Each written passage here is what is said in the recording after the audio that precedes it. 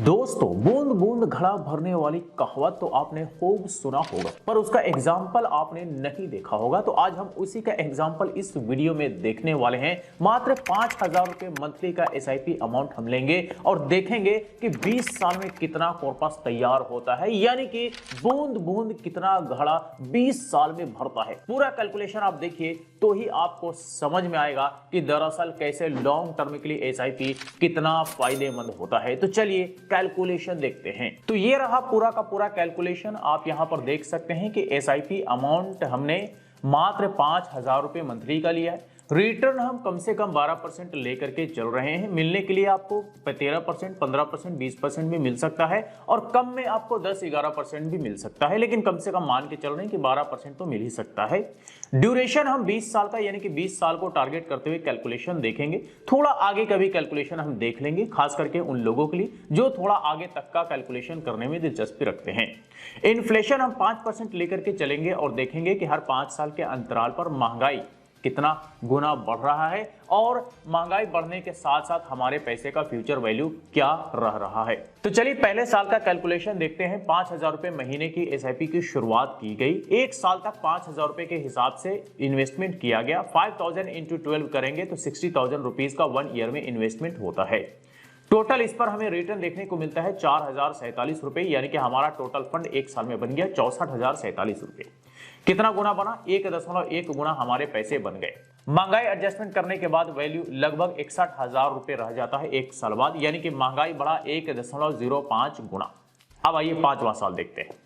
पांचवा साल आप देखेंगे 5,000 रुपए मंथली का एसआईपी कंटिन्यू है। टोटल इन्वेस्टमेंट 3 लाख रुपए हो चुका है और इस पर हमें सिर्फ और सिर्फ रिटर्न देखने को मिलता है 1,12,432 रुपए। टोटल हमारा फंड बन जाता है 5 साल में 4,12,432 रुपए, यानी कि हमारे इन्वेस्टमेंट के मुकाबले फंड हमारा आगे निकल चुका है। कितना गुना हमारा टोटल कॉर्पस बना? 1.4 गुना, यानी कि हम 1.5 गुना कह सकते हैं कि हमारा कॉर्पस 5 साल में बन चुका है।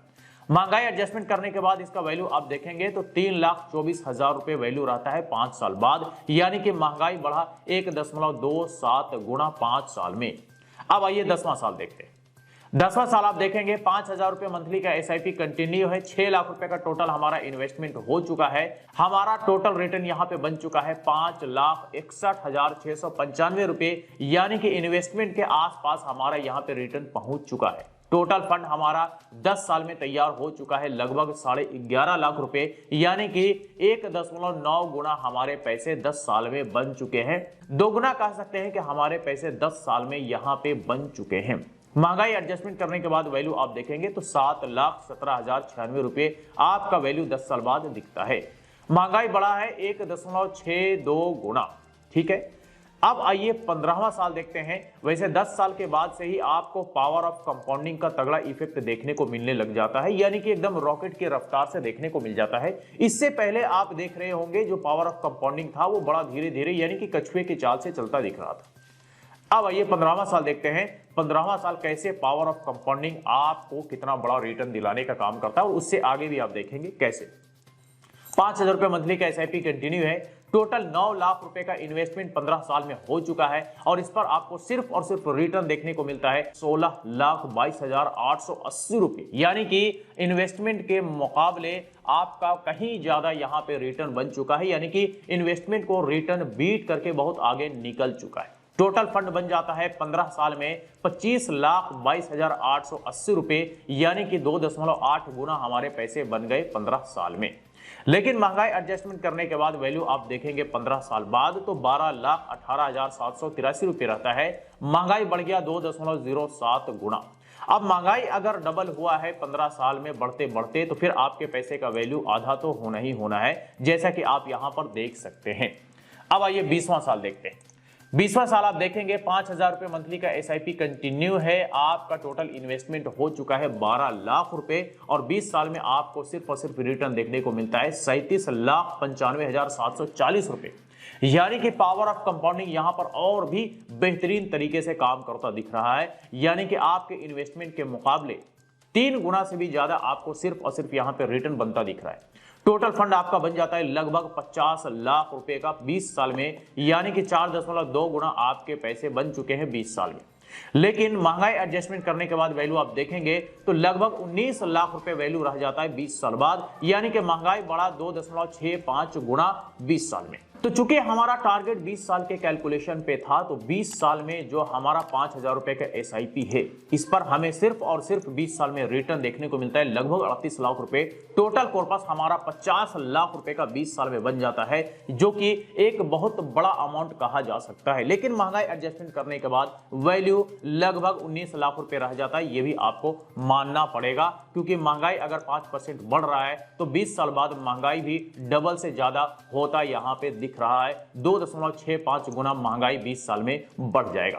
तो 20 साल में हमारा जो टोटल फंड तैयार हो जाता है वो लगभग 50 लाख रुपए तैयार हो जाता है। लेकिन अगर आप 5 साल के लिए और इन्वेस्टमेंट को बढ़ा दें, यानी 5 साल के लिए और एसआईपी को कंटिन्यू करें, तो क्या रिजल्ट बनेगा, कितना रिटर्न होगा, कितना टोटल कॉर्पस बनेगा, एक अलग ही आपको रिटर्न प्लस कॉर्पस देखने को मिलेगा सिर्फ और सिर्फ 5 साल बढ़ाने पे। कैसे, देख लीजिए। 25वां साल अगर आप 5,000 रुपए का एसआईपी कंटिन्यू रखते हैं तो आपका टोटल 15 लाख रुपए का इन्वेस्टमेंट हो चुका होता है।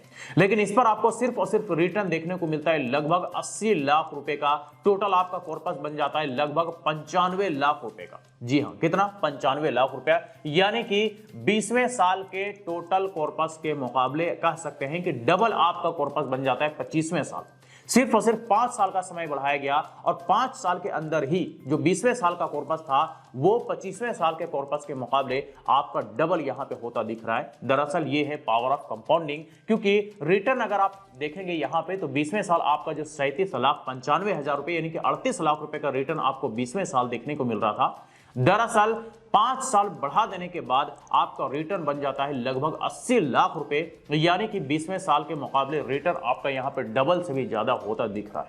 तो यही पावर ऑफ कंपाउंडिंग है। इसी वजह से अगर आप थोड़ा थोड़ा भी समय आगे और बढ़ाएंगे लॉन्ग टर्म में तो आपका पैसा कई गुना बनता जाएगा, जैसा कि आप यहां पर देख सकते हैं। तो ये तो हमने यहां पर देख लिया 25 साल तक का कैलकुलेशन प्लस कितना रिटर्न बनता है। अब जो भी आपका रिटर्न बनता है उस पर आपको देना पड़ता है कुछ खर्चे। खर्चे क्या क्या होते हैं पहले उसके बारे में जानते हैं, देन हम टैक्स कैलकुलेशन करने के बाद इन हैंड अमाउंट देखेंगे। तो सबसे पहले हम एसटीसीजी टैक्स के बारे में बात करते हैं। अगर आप शॉर्ट टर्म के लिए इन्वेस्टमेंट करते हैं और कोई कैपिटल गेन होता है तो 20% को आपको एसटीसीजी टैक्स देना पड़ता है। अगर आप लॉन्ग टर्म के लिए इन्वेस्टमेंट करते हैं और कोई कैपिटल गेन होता है तो आपको 12.5% का एलटीसीजी टैक्स देना पड़ता है। और दरअसल ये जो हमने यहाँ पे कैलकुलेशन देखा 25 साल तक का, दरअसल इस पर हमें एलटीसीजी टैक्स ही देना पड़ेगा जो कि 12.5% का होगा। लेकिन टैक्स एग्जेम्पशन आपको 1,25,000 रुपए का मिलता है, तो 1,25,000 रुपए तक का जो कैपिटल गेन होता है उस पर टैक्स नहीं लगता है। इसके ऊपर जो भी होगा उस पर आपको टैक्स देना पड़ेगा।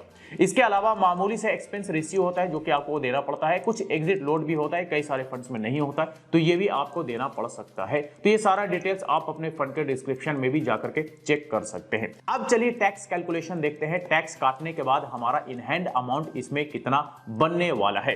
तो यहां पर आप देख लीजिए कि जो टोटल फंड है, दरअसल टोटल फंड पे कभी भी टैक्स पूरा नहीं लगता है, बल्कि टोटल फंड में से हमारा इन्वेस्टमेंट अमाउंट माइनस हो जाता है। यानी कि सिर्फ और सिर्फ जो प्रॉफिट बनता है, कैपिटल गेन होता है, जो हमारा रिटर्न बनता है, उसी पे हमें टैक्स देना पड़ता है। तो हम जो है ये 79,88,175 हम यहां पे ले लेते हैं। ये हम यहां पे ये टोटल प्रॉफिट अमाउंट हमने यहां पे ले लिया है। अब टोटल प्रॉफिट अमाउंट पर हमें पूरा टैक्स 12.5% का देना पड़ेगा, नहीं देना पड़ेगा। इसमें से हमारा टैक्स एग्जेम्पशन जो है ये माइनस हो जाता है 1.25 लाख रुपए। 1.25 लाख रुपए माइनस करेंगे तो आफ्टर टैक्स एग्जेम्पशन हमारा अमाउंट बचता है 78,73,175 रुपए। अब ये टैक्सेबल अमाउंट है, इस पर हमें 12.5% का एलटीसीजी टैक्स देना पड़ेगा। तो टैक्स कितना बनता है, तो 9,82,897 रुपए टैक्स बनता है 12.5% इतना अमाउंट का। अगर इतना में से हम टैक्स वाला अमाउंट माइनस कर दे तो हमारा नेट प्रॉफिट बनता है 68,80,278 रुपए।